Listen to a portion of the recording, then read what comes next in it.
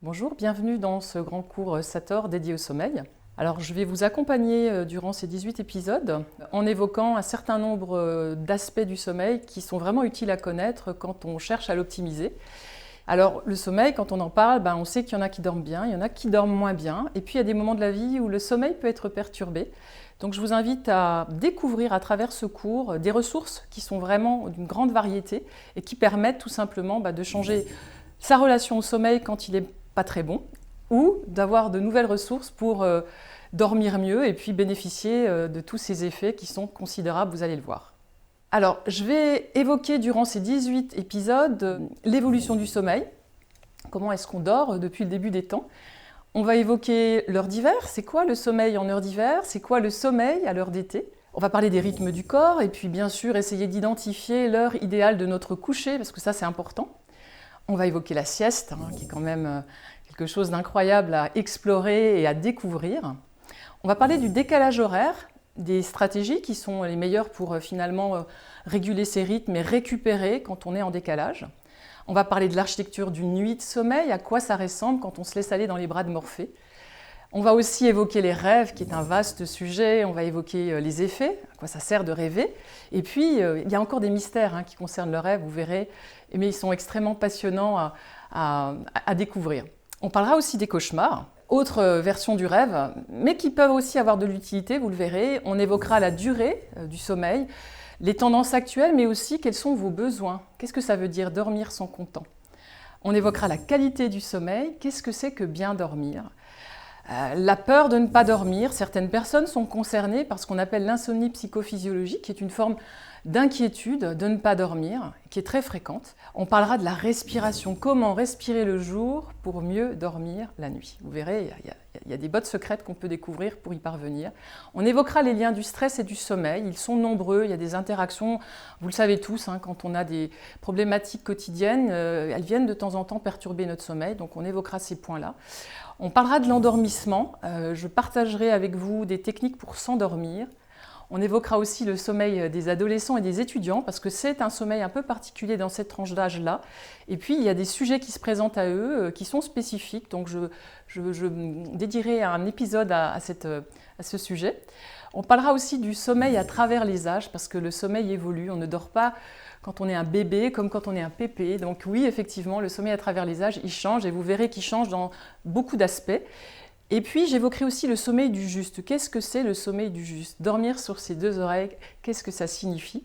Et on terminera sur des recommandations sur l'écologie du sommeil, un certain nombre de choses qu'il faut faire et puis d'autres qu'il vaut mieux éviter de faire. Donc on va effectivement avoir un certain nombre de sujets qui sont traités. L'objectif, c'est que vous deveniez un acteur de votre sommeil à l'issue de ces 18 épisodes. Pour commencer, je vais donc parler de l'évolution du sommeil. Alors, toutes les espèces vivantes dorment, même les arbres. Il y a eu des études de fait qui ont montré que oui, les arbres dans les grandes forêts, la nuit, elles ont les branches qui descendent vers le bas, qui se tournent plutôt vers le sol.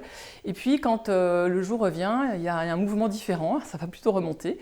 Donc, il y a effectivement dans les espèces humaines une nécessité de repos qu'on va observer dans toutes les espèces.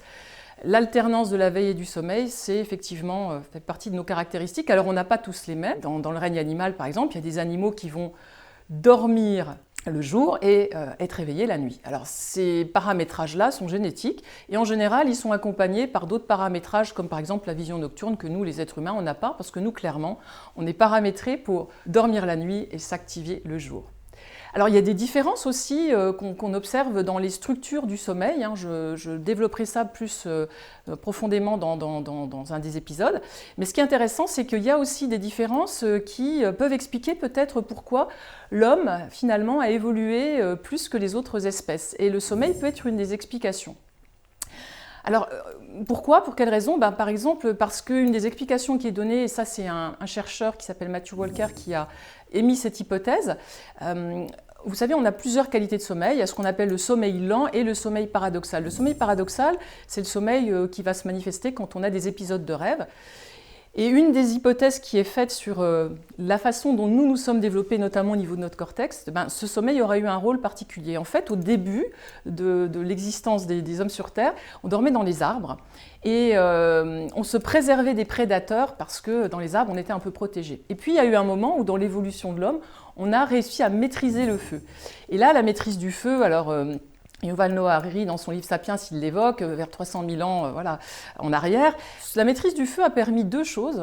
Première chose, de changer la manière dont on s'alimentait. On pouvait cuire les aliments et donc la manière dont on digérait les aliments a permis au cerveau de se développer. Donc ça, c'est une première conséquence.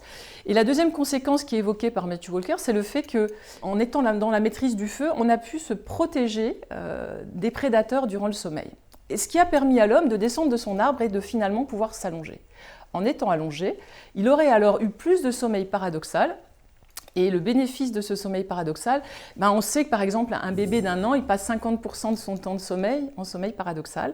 On sait qu'à ce moment-là, les connexions neuronales se font. Donc l'explication serait que nous avons pu profiter de ce sommeil paradoxal en étant allongés, protégés, sécurisés. On ne dort pas de la même façon quand on a peur. Là, on était protégés. Donc ce sommeil aurait augmenté en quantité. Aujourd'hui, on a à peu près un quart de notre nuit dans cette qualité de sommeil. Et on sait par exemple que chez les grands singes, on est seulement à 9%, et chez d'autres espèces, on est encore beaucoup plus bas. Puis il y a des espèces qui n'ont pas de sommeil paradoxal du tout, lié à l'équipement qu'ils ont au niveau cérébral. Alors, le processus du sommeil paradoxal, ce qui est intéressant, c'est que quand on est dans le sommeil paradoxal, on ne peut plus bouger. Donc vous imaginez bien que quand on était dans l'arbre, si on n'a pas de tonicité musculaire et qu'on est comme paralysé, on serait tombé. En étant allongé, le fait d'être allongé, le fait de ne pas pouvoir bouger, ça n'a pas de problématique. Au contraire, on va pouvoir se laisser aller dans cet espace de sommeil et le bénéfice aurait été notre cortex qui se serait plus développé que chez les autres espèces. Alors, la position du sommeil, je l'évoquais, donc on est passé allongé, on a réussi, protégé par le feu, à avoir plus de sommeil paradoxal. Et il y a aussi des chercheurs qui se sont intéressés à l'évolution de la position du sommeil dans l'histoire. Alors, à la préhistoire, on était allongé, et ensuite, il y a eu, au moment du Moyen-Âge, une observation qui a été faite. Il semblerait qu'à cette période-là, on dormait assis. Alors, assis... il y a des chercheurs qui ont trouvé dans des livres, des publications, des images qui montraient que les gens étaient assis quand ils dormaient, mais il y en a aussi d'autres qui montraient le contraire. Et en fait, la théorie par rapport à ça, c'est surtout des hypothèses, elle est de dire qu'on a beaucoup d'illustrations finalement, on voit des personnes qui étaient assises ou semi-assises, la tête un petit peu soulevée de l'oreiller. Certainement que c'était pour éviter d'être comme un gisant, vous savez, les gisants, ils sont morts, on les voit allongés, et il y avait dans cette symbolique du gisant, le thème de la mort. Et là, on revient sur le sommeil. Le sommeil, c'est un moment un petit peu particulier. Rappelez-vous, à l'Antiquité, les deux jumeaux, Thanatos et Hypnos, il y en a un qui est le dieu de la mort et Hypnos est le dieu du sommeil. Alors, il y a cette dimension que le sommeil, c'est une petite mort, un moment d'abandon. Et donc, à cette époque-là, au Moyen-Âge, les gens, pour éviter effectivement peut-être de basculer dans la mort durant le sommeil, préféraient dormir assis. Alors, cette question des illustrations qui ont été trouvées, alors ça peut être des illustrations dans des livres, dans des gravures. Ce qu'on voit surtout, c'est que c'est très varié. Il y en a autant qui sont assis qu'allongés. Il y en a qui pensent que, notamment un historien qui s'appelle M. Ridel, qui a travaillé là-dessus, qui dit que peut-être que quand les images étaient prises, les peintres faisaient leur travail de reproduction. C'était en journée, donc les personnes avaient tendance à rester un petit peu semi-assises, et puis que la nuit, elles s'allongeaient. Le débat reste ouvert. L'autre question qui vient alimenter ce débat, c'est la taille des lits, parce que les lits étaient plus petits. Alors bon, on peut aussi se dire que les personnes ont aussi évolué en taille. Aujourd'hui, nous sommes plus grands qu'au Moyen-Âge. Il y a à peu près une vingtaine de centimètres. Il y a des recherches qui ont été faites, notamment dans les cimetières, les sépultures, pour faire des projections sur la taille de l'époque. On est en tout cas sur une réflexion. En ce qui me concerne, je considère qu'on dormait certainement allongé, que la tête était peut-être un petit peu soulevée.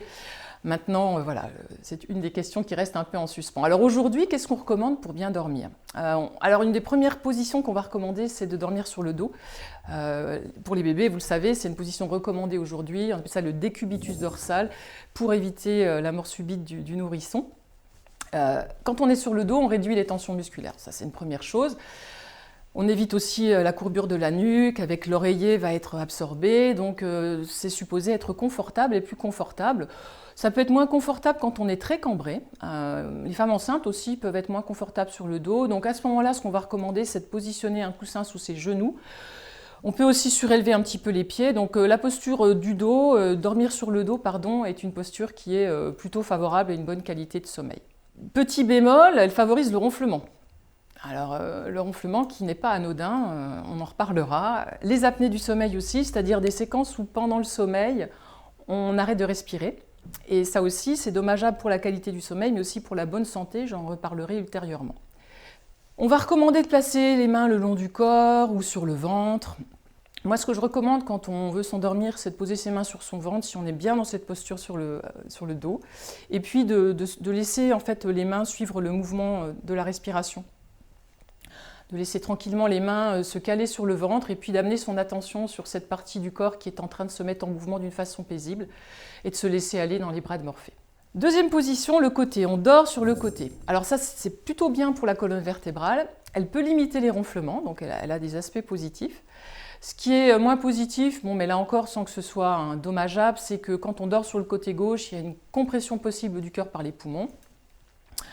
Quand on dort du côté droit, on peut favoriser les brûlures d'estomac. Donc voilà, sachez cependant qu'on va basculer d'une posture à l'autre. Alors le côté droit pour les femmes enceintes, il n'est pas recommandé. On précise plutôt qu'il vaut mieux dormir du côté gauche pour libérer la veine cave et favoriser la circulation placentaire. Donc le bébé, voilà, il va se mettre dans un mouvement.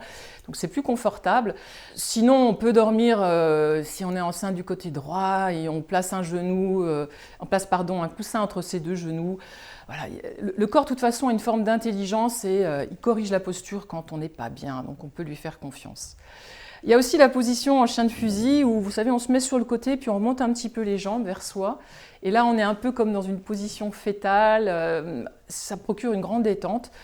Là encore, on peut utiliser un coussin pour le placer entre ses genoux si on a des douleurs lombaires.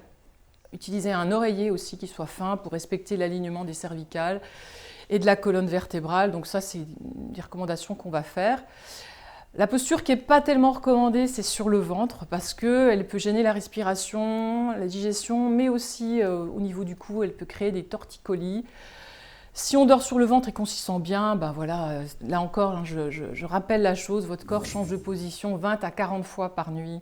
Donc si à un moment, ça ne se passe pas bien, vous allez modifier votre posture. Voilà, faites-lui confiance. Alors de temps en temps, on peut se réveiller avec un torticolis, ponctuellement rien de grave. Si ça revient et que c'est fréquent, changez d'oreiller, changez votre literie, il faut la changer tous les 10 ans à peu près. Il est possible aussi que vous ayez tendance à serrer les dents, on appelle ça le bruxisme pendant la nuit, et ça peut générer des tensions dans le maxillaire qui peuvent générer des douleurs dans la nuque. Donc là encore, si c'est le cas, on peut aller voir un dentiste spécialisé qui peut vous aider avec une orthèse à modifier ce mécanisme des dents serrées. Alors, un autre point à étudier quand on parle de l'évolution du sommeil, c'est la manière dont on dort. Et là encore, il y a du débat. C'est-à-dire que on dort, nous, d'une façon, un bloc principal, on appelle ça le sommeil monophasique aujourd'hui. Mais est-ce que c'était toujours le cas? Et là, il y a des chercheurs qui, là encore, se sont intéressés à cette question, notamment un Anglais qui s'appelle Roger Ekirch, qui, lui, a documenté sa recherche en montrant que, avant la révolution industrielle, il y avait en fait 2 phases de sommeil. Un premier sommeil, qui était interrompu par une période qui pouvait durer de 1 heure à 2 heures, où les personnes vaquaient à leurs occupations, peut-être qu'un fermier allait voir ses bêtes, voir ce qui se passait, remettre du feu dans la cheminée. Il y avait toutes sortes d'occupations qui avaient lieu. Et puis il y avait, après cette interruption, un second sommeil, qu'on appelait second sommeil ou sommeil du matin. Donc il y avait à cette époque-là un sommeil biphasique qui était naturel, visiblement, mais moi je questionne ce côté naturel. Roger Ekirch, il défend ça. Moi je pense aussi qu'il pouvait l'être favorisé en fait. C'est-à-dire qu'à l'époque, il faut bien penser qu'on n'était pas seul ou à deux dans une chambre, on était plusieurs dans une même pièce. Alors la qualité de la literie, discutable, parce qu'il n'y a pas eu des matelas tout au début. Dans cette période-là, il y avait beaucoup de personnes qui dormaient sans matelas. On appelait ça des paillasses, donc voilà, c'était quand même pas hyper confortable. On dormait à plusieurs. La température de la chambre, on sait aussi que les pièces étaient très mal chauffées, donc quand il fait très froid, ça peut réveiller. la manière dont on s'alimentait, hein, parce que là encore, si on ne s'alimente pas suffisamment, on peut favoriser un réveil de milieu de nuit. Donc il y a le contexte qui peut avoir eu une incidence sur finalement ces deux phases de sommeil qui sont aujourd'hui évoquées comme étant finalement naturelles. Alors la question qu'on peut se poser aussi quand on va un petit peu plus loin, alors l'époque industrielle, donc la lumière aurait alimenté les changements de sommeil. À partir du moment où la lumière est arrivée, eh bien, les rythmes de vie auraient changé. Avant, les personnes se couchaient avec la lumière du soleil, se réveillaient avec la lumière du soleil. Donc, il y avait un coucher qui était plus précoce, un réveil qui était plus matinal, mais on suivait les rythmes de la nature. La révolution industrielle, elle a amené l'électrification, donc changement de rythme aussi dans le travail. On va donner des tempos différents. Et donc, l'incidence finalement de la lumière sur notre rythme de vie aurait eu cette incidence de... On est passé d'un sommeil biphasique, on serait passé à un mode monophasique parce que finalement notre contexte aurait changé. Donc on se serait adapté à ce nouveau contexte et on aurait à ce moment-là maintenu une phase principale de sommeil en se couchant un peu plus tard, en se réveillant un peu plus tôt. Finalement la lumière, on pouvait la voir quand on voulait, donc d'un seul coup les rythmes changent, on n'est plus directement connecté à la nature, on va se mettre à suivre des rythmes qui ne sont plus complètement, on va dire, naturels, biologiquement naturels. Donc ça, c'est une explication. Moi, je me suis questionnée sur qu'est-ce qui se passe finalement chez les tribus indigènes qui n'ont pas la lumière. Aujourd'hui, là, en 2022, qu'est-ce qui se passe? Alors, il y a des chercheurs qui ont travaillé là aussi le sommeil des tribus qu'on peut trouver en Amazonie, qu'on peut trouver dans différentes parties du monde. Et il y a notamment une chercheuse qui s'appelle Carol Wossman qui a beaucoup travaillé dessus. Et il y avait un article qui avait été publié il y a quelques années, en 2013, dans Science et Vie, où elle évoquait en fait des pratiques extrêmement marrantes. Par exemple, elle expliquait que chez certaines tribus, on va se coucher quand il n'y a plus rien à faire, quand il n'y a plus rien d'intéressant à faire. Donc le coucher est finalement très libre, on va respecter ce qu'on fait le soir, mais aussi le rythme de chacun. Elle cite par exemple des tribus du Kalahari, les Knoun, qui vont pareil, se coucher quand ils veulent, se lever quand ils veulent. Elle étudie aussi comment on dort. Est-ce qu'on dort tous ensemble? Est-ce qu'on a une pièce dédiée au sommeil? Alors chez ces tribus, là aussi, il y a une grande variété, mais c'est souvent un sommeil collectif. Chez les Èves, par exemple, il y a une petite hutte dédiée ou séparée, donc dédiée au sommeil, où tout le monde va dormir ensemble. Et s'il y a par exemple même des invités qui passent, on dort tous ensemble. Voilà. Dans d'autres tribus, chez les Papou-Guébusi par exemple, on va séparer les femmes et les enfants des hommes. Donc là, on fait une distinction entre les femmes et les enfants, et puis les hommes qui ont un espace dédié pour eux. Donc on voit qu'il y a des pratiques différentes. Ce qu'on va observer quand même de façon assez fréquente dans ces tribus, c'est qu'on respecte le rythme de chacun. Les enfants, les adultes vont se coucher finalement quand ils le sentent. Et on ne les oblige pas à se réveiller le matin à un horaire particulier. Donc ils sont connectés, je dirais, plus naturellement au rythme de la nature, au rythme de la lumière et à leur environnement. L'environnement d'ailleurs il change, parce que si vous avez déjà passé une nuit dans la jungle éventuellement ou dans des forêts tropicales, c'est très sonore. Il y a des bruits toute la nuit, il y a des grenouilles, il y a des insectes qui font des bruits qui sont très très forts. Alors on s'habitue au bruit, ça c'est quelque chose d'assez intéressant. On a la capacité à s'adapter au bruit. Alors on reviendra dessus sur cette notion du bruit. Ce qu'on sait quand même, c'est que nous, quand on a un certain type de bruit dans notre environnement, ça joue sur la qualité de notre sommeil, j'y reviendrai. Pour eux, finalement, ce n'est pas tellement un sujet, puisque de toute façon, même s'ils dorment moins bien, ils ont de toute façon la capacité à se réveiller quand ils le souhaitent le matin. Alors, cette notion de fond sonore, outre ce fond sonore, il y a d'autres variantes qui sont intéressantes à constater dans notre sommeil, c'est la durée. Et quand on va comparer, là encore, les espèces dans le règne animal, on en fait partie, on voit qu'il y a des grosses disparités. Les chauves-souris qui dorment énormément, 18-20 heures, les girafes seulement 2 heures. Et ça, c'est aussi extrêmement intéressant d'observer comment la durée du sommeil, finalement, elle est aussi en lien avec qui on est dans le règne animal. Vous êtes un animal avec beaucoup de prédateurs, vous aurez tendance à avoir des séquences de sommeil très courtes. La girafe, elle n'a pas tant de prédateurs que ça. En revanche, elle a une situation particulière, c'est que si elle s'allonge, elle met beaucoup de temps à se relever. Donc elle, quand elle est en position sur le sol, c'est très compliqué pour elle. Donc elle va avoir tendance à dormir debout, mais du coup son sommeil n'est pas aussi long que d'autres espèces comme les lions qui peuvent passer 15 heures dans la journée, voire plus, à dormir.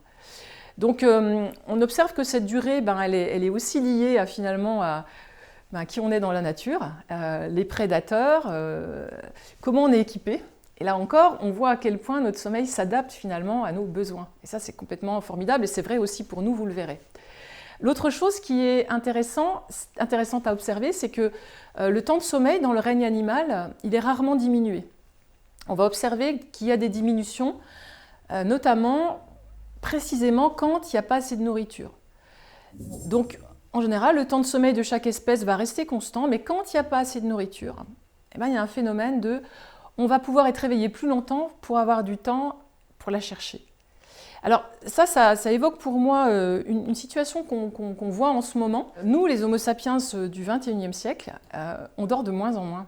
Alors, il y a plusieurs choses qui peuvent expliquer ça. On a perdu plus de 2 heures de sommeil entre 1900 et aujourd'hui. Mais surtout, ce qu'on a constaté, c'est que la réduction du temps de sommeil s'est accélérée depuis 1995.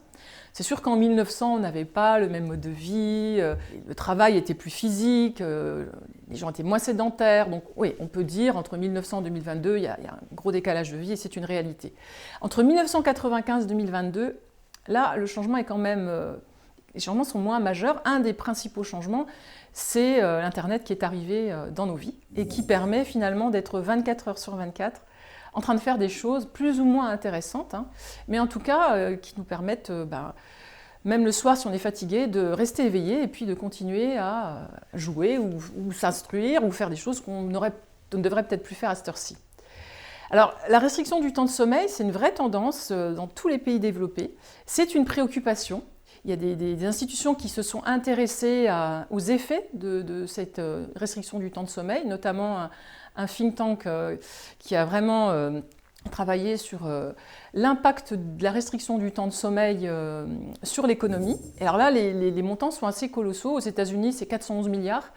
En Allemagne, on est à 60 milliards. Au Royaume-Uni, 50. En fait, quand il y a des réductions de temps de sommeil qui sont conséquentes, quand on parle de 2 heures, c'est conséquent, eh bien, on voit que ça a des incidences au niveau des organisations, au niveau de la santé, au niveau de la productivité.